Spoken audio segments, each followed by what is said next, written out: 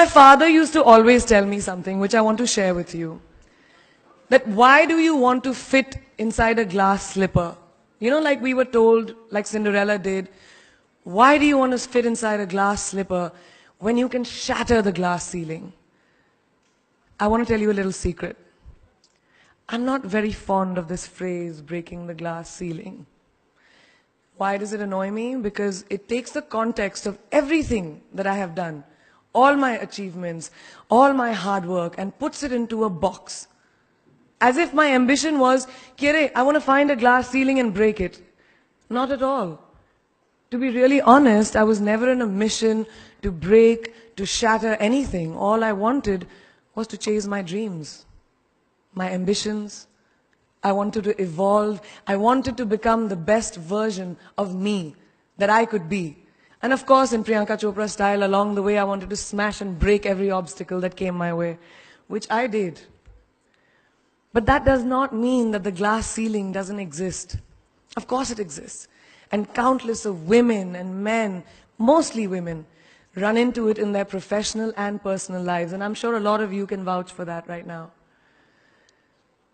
The Oxford Dictionary definition of the glass ceiling is an unacknowledged barrier to advancement in a profession, especially affecting women and members of minorities, from rising beyond a certain level in a hierarchy. And this metaphor was first coined by feminists in reference to barriers in careers of high-achieving women. So why did I choose it as my topic for today if I hated it so much? Because I hope through my experiences I can present to you the tools to live your dream and to not make that glass ceiling that is defined by society, largely patriarchal, as your goal. I want you to aim higher because you know you can. And it's honestly all I did. Every step of the way, all I did was set a higher standard. How did I get here? By being fierce, by being fearless, and by being flawed. Completely and utterly flawed. I'm not perfect, like none of us are. So tonight I'm going to try and break it down for you a little bit in a slightly different way. I present the 12 short, surefire ways of becoming Priyanka Chopra. Would you like that? Sorry, I was just kidding, because us millennials, we don't like to be told what to do. So this is a gentle nudge in the right direction. Presenting PC's 12 rules of becoming the best version of yourself. So here are a few of my favorites from my list. There's only one you, okay? Because there's no one like you. And I don't mean the superfluous, superficial parts. I'm talking about the core of you, who you are inside, your values, your beliefs, your flaws. And once you understand who really that person is, you would have taken the first step in finding your unique self. And that is the best version of you. Who am I really? Most often, we don't allow ourselves the ability to dream beyond our imagination. We don't allow ourselves to think about the future because we are afraid of change. We are afraid to move away from what is familiar. Either that, or sometimes, we are too rigid to let our dreams evolve. Just loosen up. Shake it off a little bit. Change is the only constant thing in life, and you are never too old or never too experienced to learn something new. Believe that you have everything already as your Brahmastra in your will to be able to be and achieve your dreams. Be fearless. I know I wanted to become an aeronautical engineer. What am I today? I'm an actor, I'm a singer, I'm an author, I'm a producer, I'm an artist. How did I go from becoming an engineer to all of these things? I made choices. The choices that I wanted for myself. So that is my rule number 2. Let your dreams fly. Give them wings. Be who you want to be just by being fearless. Now, opportunities. That's another important part of being fearless. They're a very funny thing, these opportunities. They don't come very often. They come far and few in between. But when they do we recognize them? Our job is to recognize them and make the most of them. I look back on all the things that I've done and I marvel at the opportunities that came my way.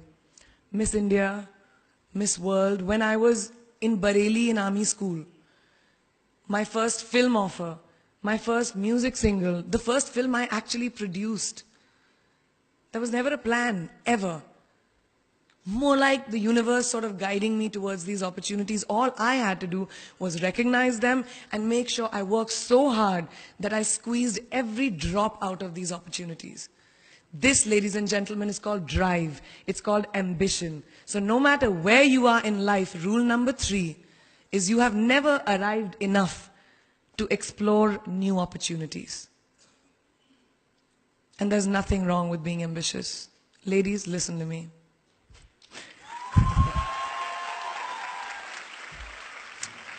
Now, for all of you guys who like everything in life, I don't think there's anything wrong with wanting to have the whole cake and eat it too. Nothing wrong. I want everything. Mujhe sab kuch chahiye. And there is nothing wrong with that. As long as you're not harming someone or doing something wrong, don't be scared to want more for yourself than you ever thought you could. I'll give you a small example. A few years ago, I was shooting a film called Dawn 2. You've heard of that, right? So it was chosen to be shown at the Berlin Film Festival, Berlinale, and my entire team was flying for the premiere, and it was a very exciting time. But at the same time, I was invited for the first time to attend the Grammy Awards in LA. So now when I was doing music, it was this big choice. Both the events were literally taking place one day apart in completely different time zones, Berlin and LA. My team and everyone around me told me, no, it can never happen. You have to choose what is your priority. And you know what I did? I made some insane connections. Mumbai to London, London to Berlin, Berlin to Amsterdam, Amsterdam to LA, LA to Mumbai in 3 days. And I made it happen. I went to both events and I looked great at both events. Even though I hadn't slept, it took a little bit of extra makeup, but I was fine. And that's not the only time I've done it. I've done it so many times, over and over again. Why? Because I don't want anyone to tell me I can't have everything. I want to dream of everything and I'll have everything. So rule number 4, be greedy. Be greedy for your ambitions. Be hungry for it. Don't live on someone else's benchmarks. We are told so many times in our life, nahi, लड़की को तो ये करना चाहिए, या तुम लड़के हो सबसे बड़े, your responsibility is this is who you should be. Who can tell you who you should be? Don't let anyone or any situation dictate to you who you are and who you can be. I know it's very much easier said than done. I know that because I've done it. But fight for your dreams. Because no one else is going to fight for your dreams except you. I've turned down so many roles, opportunities, because they did not fit into what I thought at that time was the right thing for me. So today, my path is just my own. It belongs to no one. My failures, my successes, all of it, mine. My journey, all of it is mine. So rule number 5, do not compromise. Do not settle on your dreams. Now, who likes to fail? What? What? At least 15 logon ne haath uthaya. I'm really confused with this audience right now. That you like to fail? Well, I'm not talking to you guys then. I'm talking to those guys who hate to fail. Because I hate to fail.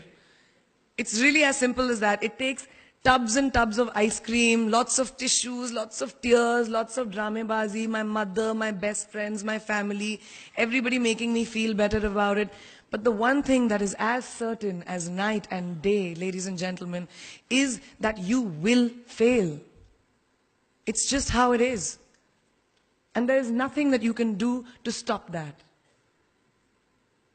It's what you do after that will define where you go. When something I've invested, thank you. Thank you. When something I've invested in my heart and my soul, which I do with everything that I actually put my mind to, if that fails, I don't just wallow in self-pity. I roll myself in it. I roll around in it, I wrap myself in it, head to toe, self-pity, self-pity, self-pity. It's not a pretty sight. I can tell you that. My mother, who's sitting right here, has witnessed it many times. But then, I get up, cry a little, dust myself off, and dive straight back into life, because the only way to push failure aside is to move ahead. Not ignore it, analyze it, and learn from it. Always remember, you will never truly enjoy success until you have tasted failure. And trust me when I tell you, it tastes like shit. Really does. So rule number 6, fail, fail, fail again, and then rise like a phoenix. Now, what is life without a little bit of a risk, right? No, I'm not an adrenaline junkie. I'm not telling you to go off roller coasters or anything. I've always believed that you have to take risks, calculated, educated risks, to evolve. Because if you've not truly explored the full extent of your possibilities, you'll always remain stagnant. People have written me off several times in my career. Sometimes they didn't agree with my choices. When I played a negative character in my film Aitraz, very early in my career, I was told I'll be a vamp and no one will cast me as a heroine. When I took on a female-centric film called Fashion, again very early on in my career, I was told that was not norm. When I signed a US TV show at the height of my film career in India, each time the risks were huge. The stakes were high, and the repercussions could have been, to say not the least, career ending. Thank God they weren't, and I'm still standing in front of you. I really appreciate God. I don't know what will happen going forward, but as of now, I can say that my risks and the gamble was worth it. You know why? Because I backed up those risks with my 100%. So rule number 7, be bold and take these risks. Now, friends, family, the people you work with, the people around us are our greatest influencers in your journey to success. So you have to choose very wisely. Rule number 8, surround yourself with the right people who do not stab you in the back. Now, who's into social media? Who's on social media? Raise your hands. Yeah, we like it. I like it. We can raise our hands. All right, it's almost everyone. Now, keep your hands raised if you have ever been upset by like a bad comment that you may have read on a photograph or like on Facebook or when you've posted something. And sometimes, it's like, why do people have to be mean? Yeah, so there's a lot of you, right? Guys, please let me just tell you this. No matter what you do, someone will always be unhappy. Always.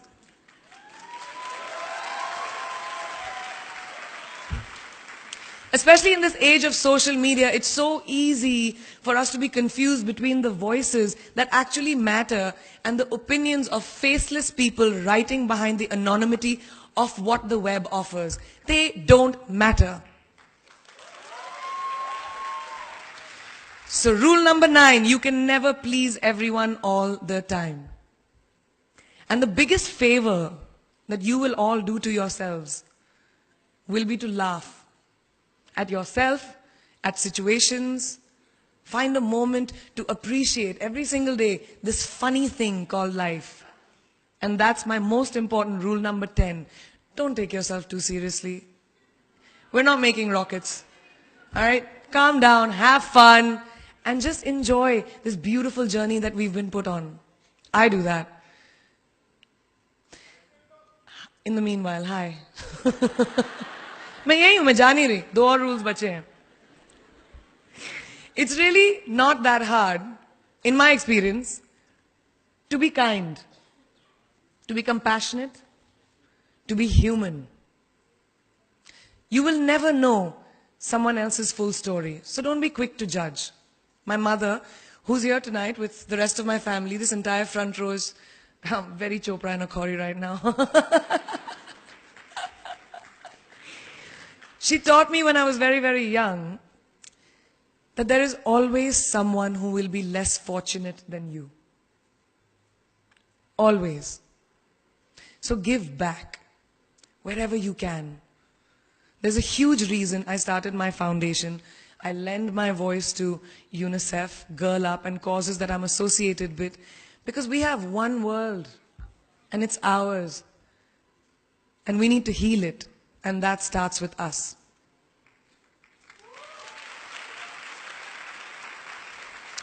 So that is my rule number 11.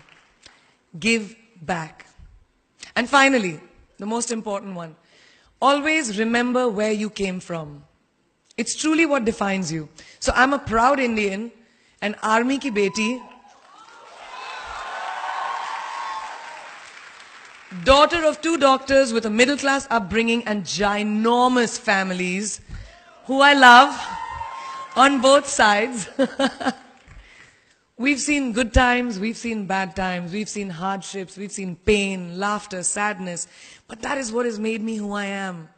And I wear that with pride every day and everywhere that I go. So last and definitely not the least, rule number 12, don't ever forget your roots and where you came from.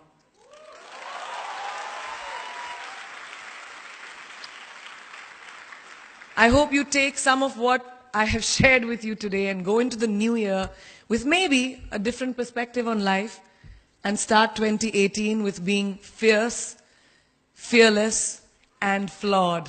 Yeah, that's it. That's it. I read this somewhere and kind of stuck with me, and I hope it'll stick with you. Life's journey is not to arrive at your graveside safely in a well-preserved body, but rather to skid in sideways, completely worn out, and say, holy shit, that was a ride. That is how I want to go. So to sum up this incredible journey that I have been on, I stand before you today, weathered by life, but happy and raring to do so much more. I'll see you on the other side. Namaste.